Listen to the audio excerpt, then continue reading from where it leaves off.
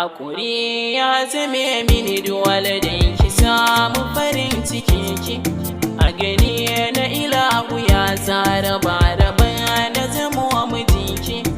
uzuri yanayi na tina kuwa na da warsuwa ya saka su tsaki tun da laila bata aure majanuwani ba siwar rabuwa da ke waye ne zai mini magani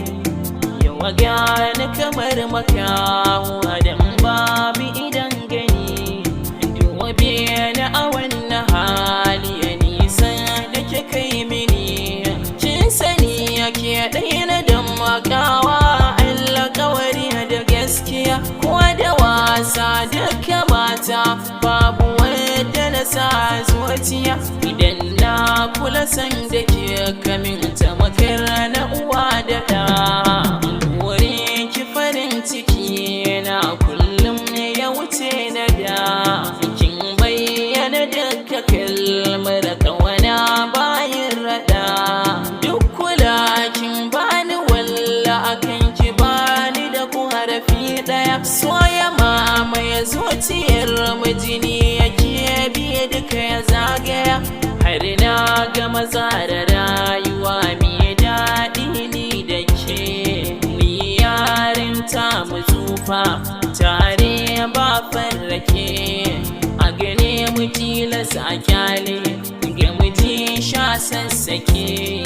na zamuwa an gwanki kin ga aran ki farin ciki zai cike da amana ikiyar auren ki a bani ni zan rike wayo ashe ya zanai wayo ashe lokaci shi zai shiga tsakani a cikin idona zan gani kin tafi ki birni in ba biki a duniya wace zana so ne dole na ji kamar na gudu hijirar soban da bani sai dai na sani har zuciya baki yawa da ramba a wuri kaddara ne kin gaba tsarin mutum ba mu ne yawa a gobe watakila ba mu bane ba ni dai addu'a zan miki in dai na tinaki daɗi ko wuya ki ya juriya ki rike mijinki komai lokaci ne ai da sanni yake wucewa ni ma wata ran zan samu wata miyo haɗewa ya awa mu zauna zuri'ar mu miyo ginawa wata ran zan yi taro kowa ya zauna a jere dukkanin ahalina ba su labarin mu tare